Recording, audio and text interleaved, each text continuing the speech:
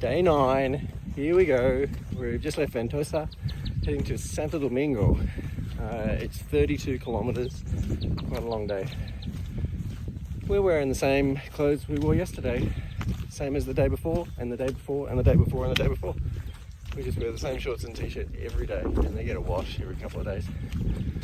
Raining this morning, a little bit grizzly. Hopefully it'll dry up as the day goes on.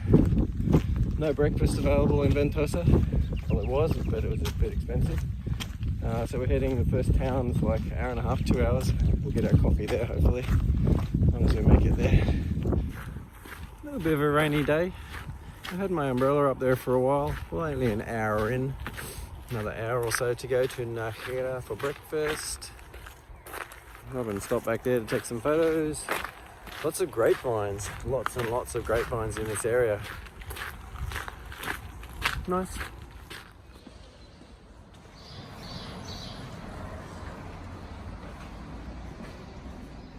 We're in the sweet little town of Najaro, and we just had a lovely breakfast. They have this thing, they call it tortilla. It's actually like a cross between a quiche and a potato pie sort of thing. It's delicious with cheese on it, and it was freshly cooked, and it was €2, and it was delicious. We also got this little bread roll with, like Robin got this like mushroom and garlic cheese and butter inside this bread roll, and I got a ham and cheese, like a little croissant type thing. A couple of coffees. The food here is just delicious. It really agrees with us. After being in India for 9 months, we're just loving the food here. But yeah, just want to eat too much of it. Trying to find our way out of town now, just looking for the seashells, the pilgrims' markers.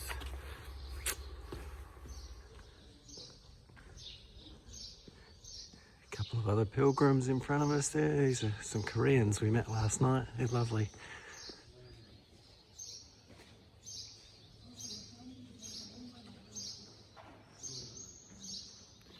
We must be in like the main square. These beautiful old sandstone buildings with these turrets. Really lovely walking through these old towns.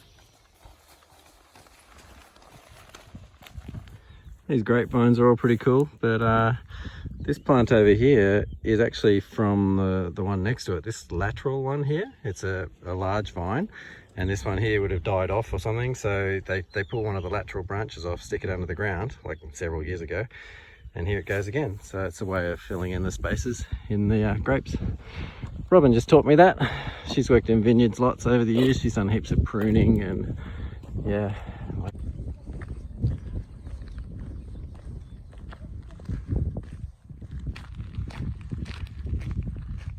Is there anything more Spanish than this? Walking along a country lane, tiny little car. I thought it was a Citroen 2CV, but it's not. I don't know what it is. But the owner's on the other side of the field over there. He's pruning his grapevines. And yeah, this beautiful little European car. So Spanish. Okay. This is beautiful. It's like a massive big skateboard ramp, big rolling hills. Green, I don't know what it is, and then that field down there almost looks purpley to me. It's just bare soil though.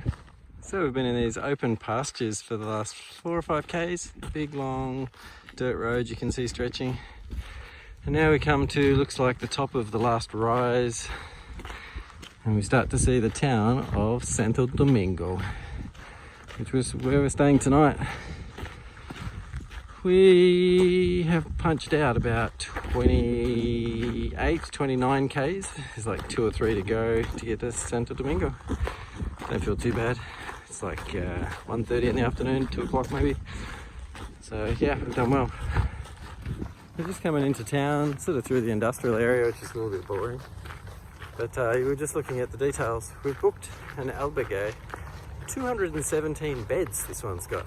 That's a big sucker, right? 217 people sleeping there tonight. Well, assuming it's booked out, but yeah, we've got maybe another K to go in the middle of town. I think it's right next to the cathedral in the old part of town. Yeah, nearly there. Bit tired now in the feet and legs. looking forward to something to eat and drink. We'll probably go and try to check in as early as we can, because quite often they give the bottom bunks to first come, first served, you know. And neither of us want to be on the top bunk if it can be helped. It's a bit of a pain in the ass. Anyway, see how we go.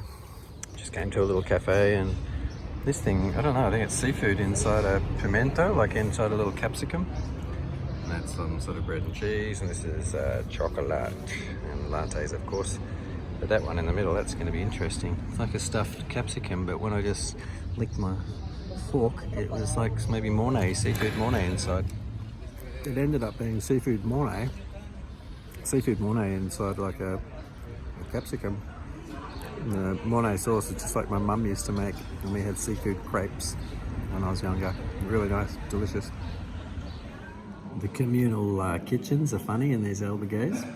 The other night I had this young girl who spoke pretty good English trying to figure out how to peel a potato.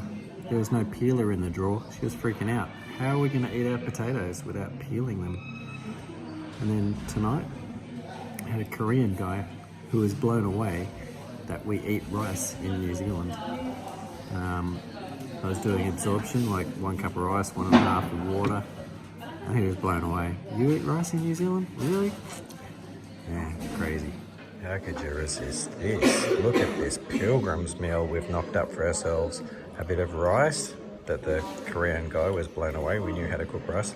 And some cucumber, capsicum, can of tuna with oil. I know Leela would love this one. Living the life of a pilgrim, eh? Oh, there's also some red wine. You can get red wine in Tetra Packs. It was €1, which coincidentally was the same price as 1 litre of milk. So milk and red wine are the same price. Happy days.